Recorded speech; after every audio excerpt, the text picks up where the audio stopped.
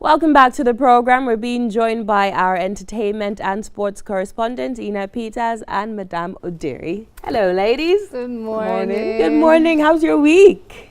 Beautiful. Yes. Always. There's always football, so it's always beautiful.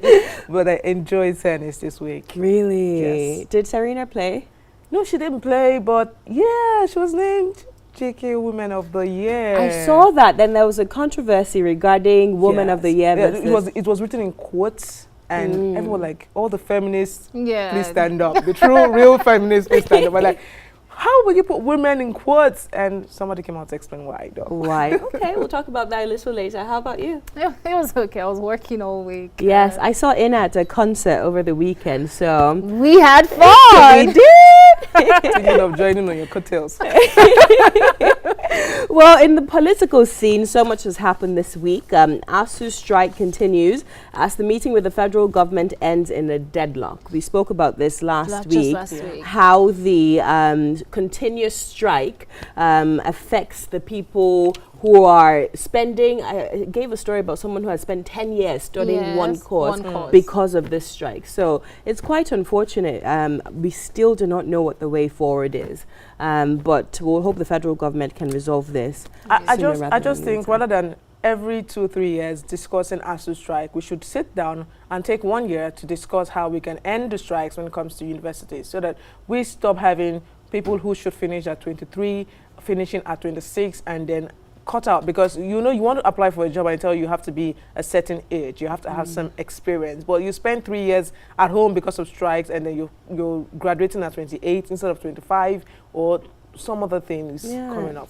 I mean, it can open a lot of conversation. Like, I mean, just yesterday I was having a conversation with someone, and the person was saying, oh, this lady is talking about a woman. She's a medical doctor. Do you know how many years she must have spent in school? She's obviously an auntie, like, when it comes to getting married. And I'm like, you see, so now even coming back to the strike, imagine, the medical doctors, normally how many years do they have to stay in school? And then with the strike, it is, so much more. So it just goes a long way to affect a lot of people, even after they're done with, the university. I completely agree. Governors threatening Nigerian Labour Congress that it may have to sack some workers if forced to pay the proposed 30,000 naira. And they came under minimum fire. Wage. And they came under a lot of fire, like especially on the social media. People were really coming for every governor that, is thinking that way. And you know what? You might say some of them are trying to be honest, but then again, I really don't know. It's like dice. Some of them are trying to be honest. I mean, because even with the 18,500 naira, how many governors are paying? So talk more of, when it gets to that 30,000 naira. I don't actually see the honesty in that. Okay, how much they earn? I said maybe.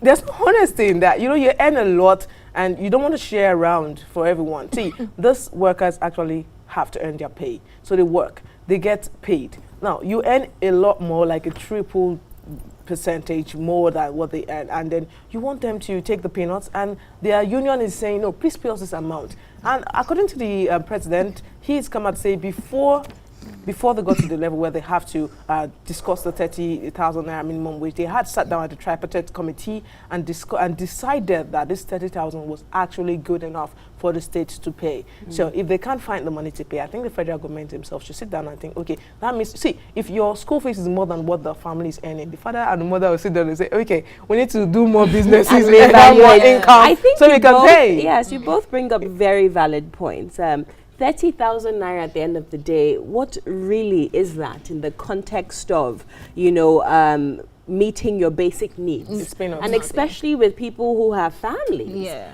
30,000 naira a month for, a family of two. The average family in Nigeria is 5. So a family of two, that can't go even a month. Exactly, it can't go anywhere. But you raise also a very valid point that governors are currently struggling to pay 18,000 naira minimum wage. So what happens once they, absorb this 30,000 naira? Is it, what exactly is going to happen then? So very valid points, but I have to show you a video. We've talked about this issue for, I believe, the past 4 weeks, the Governor Oganduje issue. And I personally, as a Nigerian, am very offended by the fact that till this very day, nothing has been done about this issue. As a matter of fact, one of the lower courts gave a ruling that this issue should not be probed by the State House of Assembly.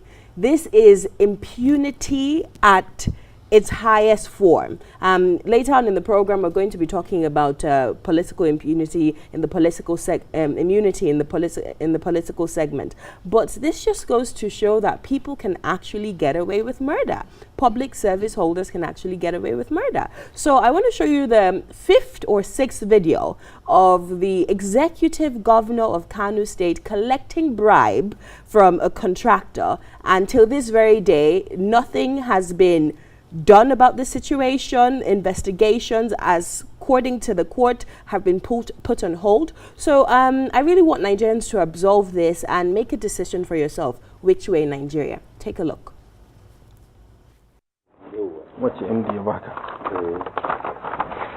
I'm an Bugani.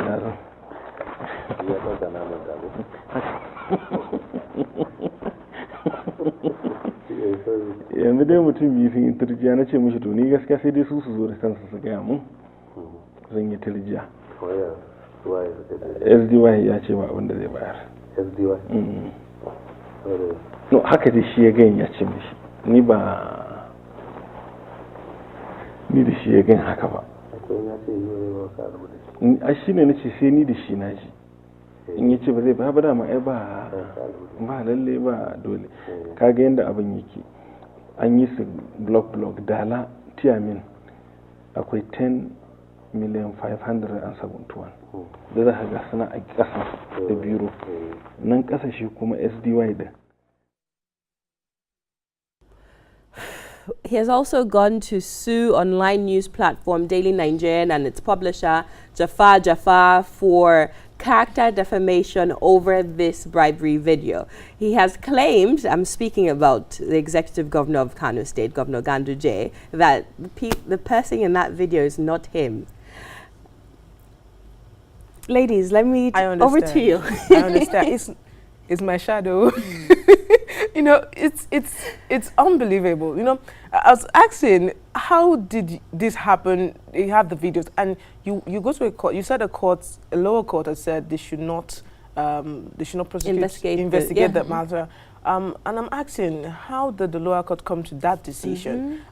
You're supposed to do your job as a professional. Everyone tries to at least achieve that. So how do you see this and you say, if our courts condone corruption, where are we headed to? I think it's not even fighting corruption. I think it's fighting corruption. You know, because the EFCC chairman is not even saying anything right now. So it's really sad, though. It definitely, you're telling us that, you know, we're not smart enough to know that this is, you know, somebody ruling a whole state. You know, you're telling us that you're playing on our intelligence anyways. I think that's how it is. And for a government that came in with, you know, the purpose of serving the people and fighting corruption, you know, I think that it would be better if you're not sided, you're not seen as, you know, being taking one side. What if he was in the PDP, like everyone is saying? We all know what would have happened by now. So it's really, really sad. I hope that with us, you know, talking about this and other people just talking about it, I really hope that they're able to take some action this week. I think will be nice. Most of us in the media, I say all the time that we are gatekeepers of our democracy. Therefore, we have a responsibility and obligation to the Nigerian people to bring these issues to the forefront of discussions. But it's frustrating for us when we keep talking about this every single day and nothing is being done. And then they say you're biased or something like that. Exactly. So we will keep talking about this till something gets done. And I think the EFCC acting chairman, Ibrahim Magu, should feel very ashamed of himself, given the fact that he was attending a press briefing over the week and he was asked about this issue, what he was doing about it, and he chose not to comment. So he should feel very ashamed of himself for that. But moving on, other pressing issues. The APC chairman was drilled by the Department of State Security last week. I believe we brought you that story as well, for allegedly collecting bribe up to between $50 to $80 million from state governors and other aspirants in the All Progressive Congress. The Senate president said he was not fit to be chairman of the All Progressive Congress. And Oshomole, the APC chairman, retaliated by saying that the Senate president needed to provide evidence of any such inducement against him or face legal actions. Interesting times. Politics, politics, politics. I think the first thing is to provide evidence. If you have evidence, you can say anything you want to say. So you don't get sued for defamation. Yeah, but if you don't have that evidence, then I don't see why the Senate president should come out and say that. If you can allege that, maybe. But generally, I say our politics is more like it goes around. What goes around comes around. It's a circle. Everyone has a way to get kickbacks, take-backs, or corrupt officials everywhere. So we need to, as much as we say the government is corrupt, we ask the government is made up of Nigerians, not made up of Americans or Kenyans. So the question is, if you plant corruption, you reap corruption. Very true. So very once true. we in our homes begin to accept cleanse that, tolerate ourselves. that, exactly. So, but moving forward, we hope that issue with the APC chairman is resolved. The APC is a party that prides itself in the fight against corruption, so it would be very contradicting to the philosophy and the policy of APC if this allegation against the chairman is found to be true. But we wish them all the best. Moving on, the House of Representatives panel indicts Vice President. A lot of corruption cases today. Vice President Osibanjo, and calls for the sack of NEMA boss over misappropriation of $5.8 billion relief funds. I think the most heartbreaking part of this issue is the fact that these are funds for the less privileged. These are funds for the internally displaced persons. And the fact that certain people can sit down and misappropriate these funds when people are dying daily due to the aftermath of insurgency and what have you, I just think it's heartless. And we can no longer as a people continue to condone a situation like this. But again, it's still an ongoing debate whether or not the vice president was found complicit in this, and whether or not, the issue or the onus falls solely on the NEMA. But I think time will tell, and we'll keep on investigating and digging deeper into this issue. But very lastly, from the international scene, Britain's Prime Minister Theresa May has ruled out second Brexit referendum. Stephen Barsley, a junior health minister, is also to replace one of the cabinet ministers that resigned. She's had a very tough week. A lot of her cabinet ministers have resigned. There's a huge shakeup going on there, so it'll be very interesting to see what next week brings as well. Many people are speculating that she might resign as prime minister due to her inability to form a harmonious parliament. So time will tell. Over to you. Oh, very lastly, yes, one more one more story. The CIA, as of this morning, has reported that Saudi Crown Prince Mohammed bin Salman ordered the killing of journalist Jamal Khashoggi. This matter on October 3rd, Jamal Khashoggi walked into the Saudi embassy in Istanbul, Turkey, and he was brutally murdered while his fiancée waited for him for hours outside of the embassy.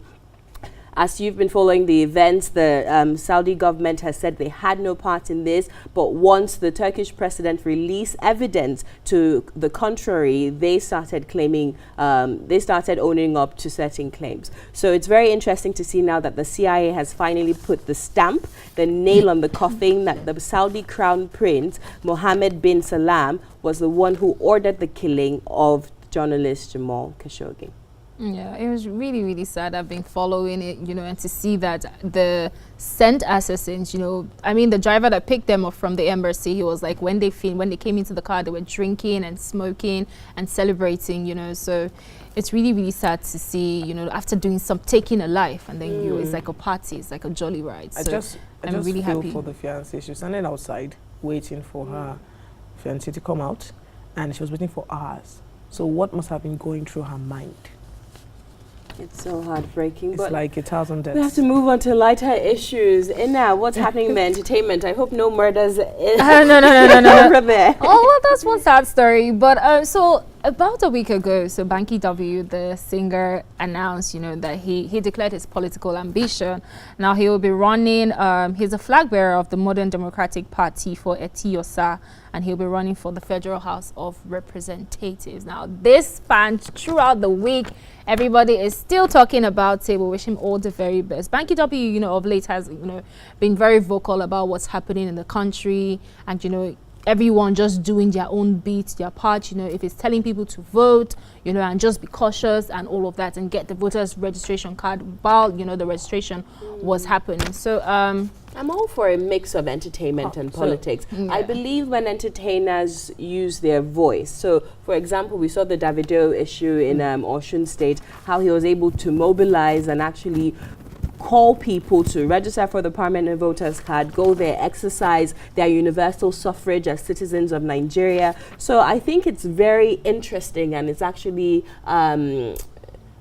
encouraging when artists cross that line into politics, because I think the line is so blurred sometimes, because they have such an influence, they wield such an influence over people, the people who listen to their music, the people who consume their products daily. So I think it's actually, I encourage Banky W, I'm not partisan, but I encourage him to go out there and actually fight for this. So kudos to him. Honorable Banky, just testing though. Okay, next up, the highly anticipated album, The Mayor of Lagos, is finally out. This is Mayor Kun's first album. Now, Mayor Kun was, Henny's next rated artist, so we're really proud of him. The album contains 14 tracks, features the likes of Davido, of course, Peruzzi, The Band, Pato Rankin, Dremo, and Yonder, mainly people from, his DMW family. And producers like Fresh, DJ Koblong, Phantom, Kidominat, Killer Tunes, all of these names are actually popular names that, work with DMW. Mayor Kun is very talented. We've had him on the show before, so we can say he's a friend. So, so we hope the album does. I think it's going to do really, really well. I mean, from Eleko, he has been, dropping hits back to back. So congratulations to Mayor Kun. Yeah, and finally, so this week we lost a legend in the film business. I'm talking about Marvel Comics pioneer Stan Lee, who died at age 95. The news of his death actually came as a shock, but celebrities and comic fans have all just been sending their well wishes throughout the week. I mean, he's the person behind the characters, Spider-Man, the Hulk, Fantastic Four, and his life is definitely a story. I read something online saying, he just wanted to make people happy, because growing up he wasn't the happiest person in the world. So that definitely tells about his character. And I know he was also in his estate, was also in some legal battle just before he died. Someone was actually taking money from him without him knowing. So I hope that his family, they're able to sort that out. And the good thing is, these movies, these characters he has created will definitely live on. And just before he died, he was working on a character with his daughter, Dirtman. So I hope that Marvel, they're able to do something on that. And I think it goes to show everyone that it's important to build a legacy that would outlive you. Yes. Because today he's created characters that has impacted in the lives of so many people, cut across different races and tribes and religion, and people still connect to that. Yes. People can still feel that and the impact that it's made. Definitely. So may his soul rest in peace, and we pray for his family, and we hope that God will fill the vacuum in their hearts. But over to the sports segment, the sports segment. Yeah. Okay, so today we have a very full weekend in sports. Nigeria takes on South Africa in the African Cup of Nations qualifier today. That game will kick off around 2 p.m. And then tomorrow, the women take on South Africa again in the Africa Women's Cup of Nations. And then we also have some stories coming in from England, where Chelsea could be facing a transfer ban because of the issue. They have issues with the signing of foreign players under the age of 18. And we also have the VAR debate that came up in the Premier League this week. They voted on it again for the 2019-2020 season. Plus, a sad story coming in from Thailand where a 13-year-old boxer boy, a child, was killed in a charity bout. Apparently, it's a tradition in Thailand. This kid is 13 and he has 170 bouts under his belt. He died from a brain hemorrhage. Oh my God. That's so sad. That is so sad. So I don't understand the tradition exactly. Can you explain that? Apparently, families in Thailand, they allow their young sons to fight to earn money. That's that. But also they use that for, it's just because they use it to earn money, it has become a tradition in their place. So when you're 5, you start training. If you take maybe 6, 7, you start fighting professionally. It's a worrisome trend because it's not like Thailand has the biggest or the best or the greatest boxers in the world of boxing. They don't. So why take those kids through that stress? There are adults who fight and die from injuries from boxing. Imagine a little the children child. do this and they don't wear protective gear. Oh my God. That is quite unfortunate. We feel so sorry for them and their families. Unfortunately, this is all the time we have for the headlines of the week. You can watch it all on our website, weekendshow.ng.com, and our YouTube channel, Weekend Show NG. We'll take a break right now. When we return, more on The Weekend Show. Don't go anywhere.